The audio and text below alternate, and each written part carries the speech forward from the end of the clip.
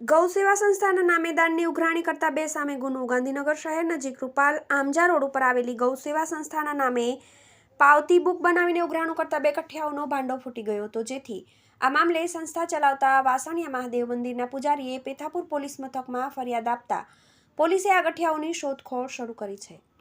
આ ઘટના અંગે પોલીસ સૂત્રોમાંથી મળતી વિગતો પ્રમાણે ગાંધીનગરના વાસણિયા મહાદેવ મંદિરમાં પૂજારી તરીકે સેવા આપતા પ્રશાંત કુમાર ભાનુપ્રસાદ શુક્લ રૂપાલ આમજા રોડ ઉપર જનની ગૌ સેવા સંસ્થા ચલાવતી બીમાર અને અકસ્માતગ્રસ્ત ગાયો ઉપરાંતના અબોલ જીવોની સેવા પણ કરે છે. તેમણે પેથાપુર પોલીસમાં ફરિયાદ આપી હતી કે હાલમાં તેમની સંસ્થામાં 750 જેટલા અલગ અલગ જીવોની સેવા ચાકરી કરવામાં આવી રહી છે. ગૌ સેવા માટે સંસ્થા તરફથી કોઈપણ જાતના દાનની રકમ લેવામાં આવતી નથી અને સંસ્થાની કોઈપણ જાતની પાવતી દાન બુકલેટ પણ છપાવવામાં આવી નથી. ત્યારે ગત તારીખ 13 નવેમ્બરના રોજ પૂજારી પ્રશાંત કુમાર સંસ્થા પર હાજર હતા. તે વખતે કોલવડાના તેમના મિત્ર જગદીશસિંહ વાઘેલાએ ફોન કરીને પૂછ્યું હતું કે તમોએ દાન લેવાનું ચાલુ કર્યું, જે બાબતે સંસ્થા તરફથી કોઈ દાન લેવામાં નથી આવતું હોવાનું તેમણે જણાવ્યું હતું. ત્યારે જગદીશસિંહે કહ્યું હતું કે મારી સરગાસણની ઓફિસે બે શખ્સો જણની ગૌસેવા સંસ્થાની પાવતી બુક લઈને આવીને દાન માંગી રહ્યા છે.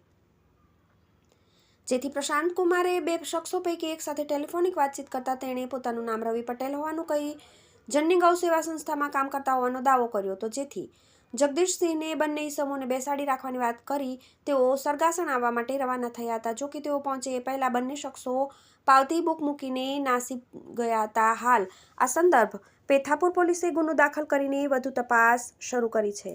TV18 news, Gandhinagar.